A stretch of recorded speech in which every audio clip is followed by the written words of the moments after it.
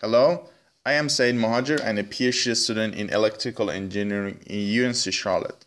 I also pursue a master's degree in economics. I'm happy to be part of this summit and speaking for you. Last month I was in my country, Iran, visiting my parents. My country is a mountainous country and is located on top of big mountain chains, and it used to be snowy and cold. But right now everybody there is talking about heat wave, climate change and water shortage. Old people there have many stories about old times full of snow and rain, but nowadays even one snowy day in winter is a big surprise, even in the coldest areas in the country. The government is spending millions of dollars to change the old irrigation system to modern irrigation systems to save the underground water reservoirs.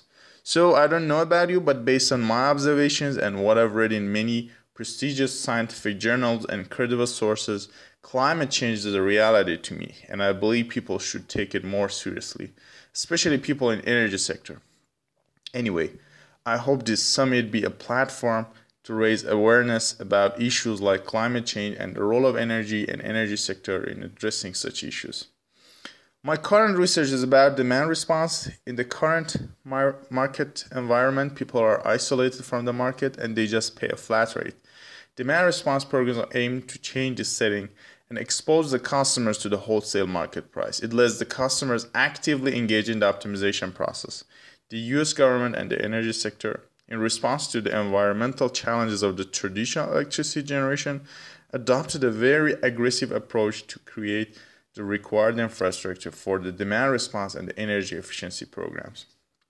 As a researcher, I found the demand response very fascinating area for the research because for the first time in the electricity industry, ordinary people are engaged in the electricity market and they are exposed to the very volatile dynamics.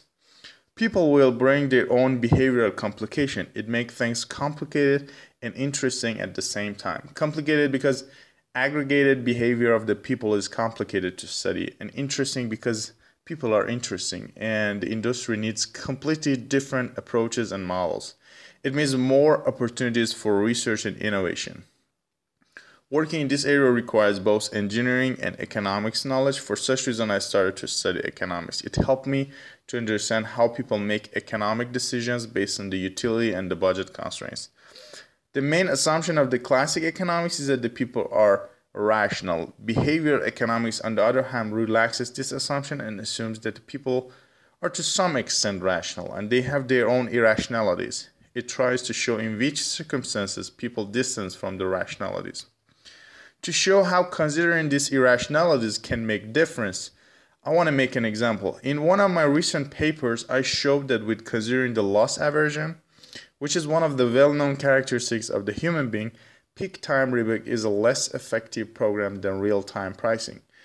There are many occasions that just relying on classic economics can be misleading, and the complication of the human behavior should be fully considered. Engineers traditionally have dealt with machines. Machines behave exactly as they have been designed, and because of that, engineers are not familiar how complicated people can be. Therefore, it would be a great contribution for a researcher to educate the engineers about such problems. It's my intention to close the very wide gap between how engineers and economists see the demand response problem. Anyway, I'm very fortunate to be at this time in the life of electricity industry. This is a very fascinating time to be an electrical engineer because everything is changing in this industry. The generation is shifting toward renewable energies, the transmission is shifting toward HVDC, and the distribution is significantly changing because of the smart grid technologies. The change is not restricted to the technical aspects of the industry. The electricity market is also undergoing a major change due to the introduction of many demand response programs. All these changes need leaders to direct them in the right path, and young students and engineers like us can be the leaders. This environment is a perfect environment for entrepreneurship and leadership and has abundance of opportunities. Therefore, we should focus on these changes, read about them as much as we can, keeping in our mind that we are the people who bring all these changes. So we should develop the required skills to grab the opportunity when it shows itself. Thanks for having me.